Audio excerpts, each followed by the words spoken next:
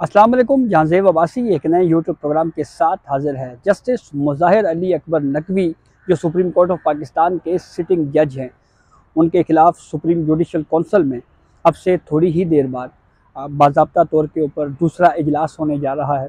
और इस इजलास में जस्टिस मुज़ाहिर नकवी ने जो शोकाज़ नोटिस के ऊपर अपना तहरीरी जवाब जमा करवाया है, उस जवाब का जायज़ा लिया जाएगा। जस्टिस मुज़ाहिर नकवी ने अपने इस तहरीरी जवाब में सुप्रीम जुडिशल कौंसिल के 3 मेंबरान के ऊपर एतराज़ात आयद किया हुआ है।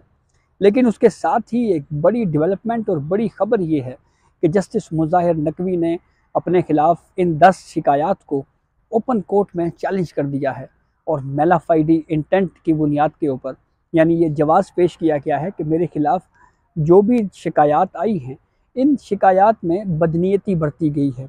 अहम बात यह है कि इस दरख्वास्त में जो सुप्रीम कोर्ट ऑफ पाकिस्तान में आर्टिकल 184 की शिक 3 के तहत सुप्रीम कोर्ट ऑफ पाकिस्तान में जमा करवाई गई है, इसमें बड़े बड़े नामवर वकील हैं जिनकी खिदमात जस्टिस मुज़ाहिर नकवी ने इन वकला की खिदमात ली हैं। थोड़ा सा आपको डिटेल बताते हैं कि एग्जैक्टली इस दरख्वास्त में किस किस को फ़रीक बनाया गया है और फिर उसके बाद कौन कौन से वकील हैं जो जस्टिस मुज़ाहिर नकवी की ओपन कोर्ट में अगर ये दरख्वास्त समात के लिए मुकर्रर होती है जो आर्टिकल 184(3) के तहत दायर की गई है, तो कौन कौन से बड़े वकील, नामवर वकील जस्टिस मुज़ाहिर नकवी की तरफ से पेश होंगे। तो जनाब जो वकील हैं उसमें जस्टिस मुज़ाहिर नकवी के को जो दिफा ओपन कोर्ट में करेंगे उसमें एडवोकेट मखदूम अली ख़ान, बड़ा नाम ख्वाजा हारिस, फिर उसके बाद एडवोकेट अली ज़फ़र, लतीफ़ खोसा और साद हाशमी, ये 5 वकील हैं। और इसमें अगर हम बात करें एडवोकेट मखदूम अली ख़ान की, ख्वाजा हारिस की, अली ज़फ़र की, लतीफ़ खोसा की, तो ये बड़े बड़े वकला जो हैं वो अब दिफा करेंगे इस प्रोसीडिंग की जो जस्टिस मुज़ाहिर नकवी के ख़िलाफ़ सुप्रीम जुडिशल कौंसिल में जो प्रोसीडिंग जो है वो इस वक्त चल रही है, उसको ओपन कोर्ट में चैलेंज किया गया है। इस दरख्वास्त में जो आर्टिकल 184 की शिक 3 के तहत सुप्रीम कोर्ट में जमा करवाई गई है, इसमें वफाक, सदर मुमलिकत और जुडिशल कौंसिल को फ़रीक बनाया गया है। अब सदर मुमलिकत को फ़रीक क्यों बनाया गया है, ये एक बहुत अहम सवाल है। तो मुमकिना तौर के ऊपर हो सकता है सदर मुमलिकत भी अपना वकील खड़ा कर दें, वो भी अपना मौक़िफ़ पेश करें। तो जो दरख्वास्त में मज़ीद कंटेंट है जिसमें जुडिशल कौंसिल की कार्रवाई को सुप्रीम कोर्ट में चैलेंज करते हुए ये मौक़िफ़ इख्तियार किया गया है कि ये सदा की है सुप्रीम कोर्ट ऑफ पाकिस्तान से कि जुडिशल कौंसिल की जो कार्रवाई है उसको ख़त्म किया जाए। सुप्रीम जुडिशल कौंसिल की की कार्रवाई के लिए जो मुझे नोटिस मौसूल हुआ, उस नोटिस को, शोकाज़ नोटिस को भी खिलाफ़ कानून करार दिया जाए। दरख्वास्त में यह भी कहा गया कि 21वीं आईनी तरमीम में सुप्रीम कोर्ट अदलिया की आज़ादी को बुनियादी ढांचे का जुज़ करार दे चुकी है।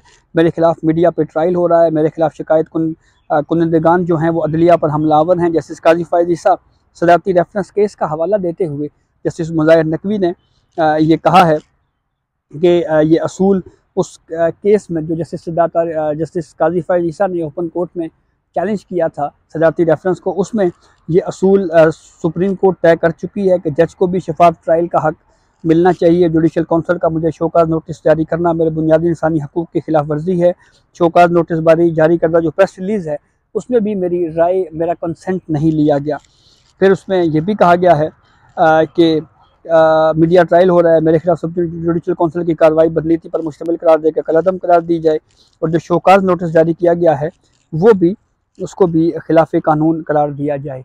ये इस्तदा सुप्रीम जुडिशल कौंसिल में जस्टिस मुज़ाहिर नकवी ने इस प्रोसीडिंग को जो चैलेंज किया है उसके खिलाफ पटिशन में फ़ाइल की है। अब ये पटिशन आर्टिकल 184(3) के तहत सुप्रीम कोर्ट में दायर की गई है।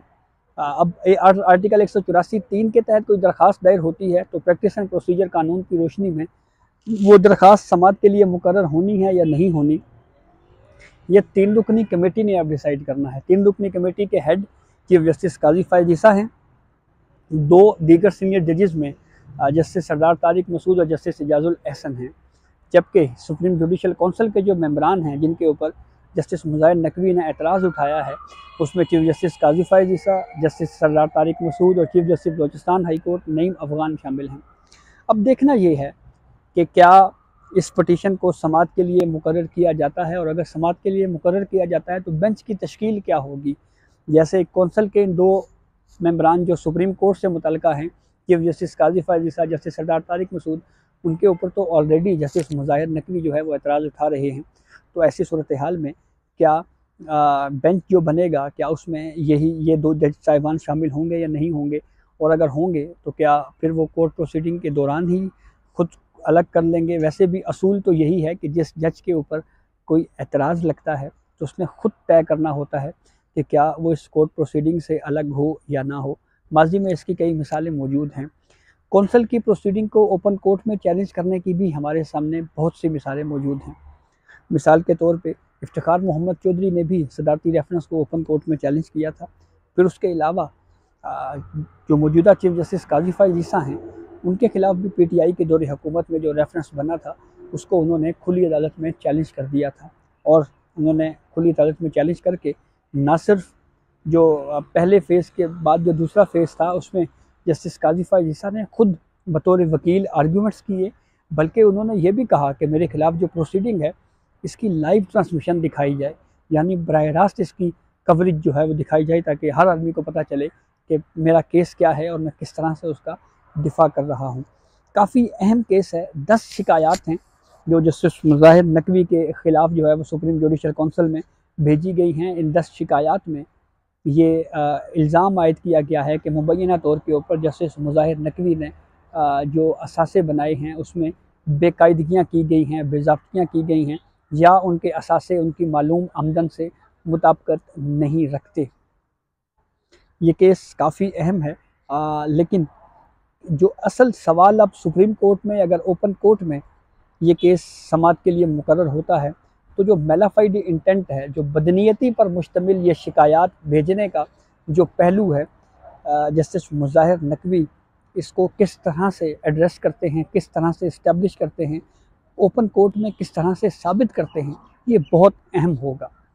अगर हम इससे पहले की मिसाल, जैसे मैंने आपको मौजूदा चीफ जस्टिस काजी फायद ईसा के बारे में बयान की कि उन्होंने अपने खिलाफ रेफरेंस को सुप्रीम कोर्ट में चैलेंज किया था, तो जस्टिस काजी फायद ईसा जब सीनियर जज ऑफ सुप्रीम कोर्ट थे तो उनके खिलाफ रेफरेंस आया तो उन्होंने मेलाफाइड इंटेंट को साबित करने के लिए ये मौक़िफ़ इख्तियार किया कि मेरे खिलाफ रेफरेंस इसलिए बनाया है क्योंकि मैंने फैज़ाबाद धरना जजमेंट दिया था, और उस फैसले के बाद कुछ कुव्वतें, कुछ हल्के मुझसे नाराज़ थे। ये उनके वकील की जानिब से भी कोर्ट में आर्ग्यू किया गया और ये कहा गया कि उनकी जासूसी की जाती रही है।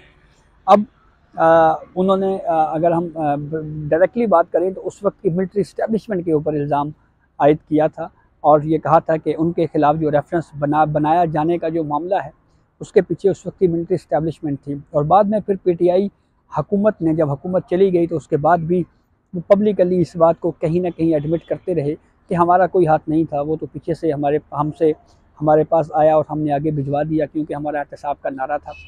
तो अब ऐसी सूरत हाल में क्या मौक़िफ़ इख्तियार किया जाता है बदनीति को इस्टेब्लिश करने के लिए कोर्ट में, ये बहुत अहम होगा। तो इस कौंसल की प्रोसीडिंग के हवाले से जो भी अपडेट होगी उससे हम आपको आगाह करेंगे। ये अब तक की अपडेट थी जिससे मैं आपको आगाह किया। बहुत शुक्रिया।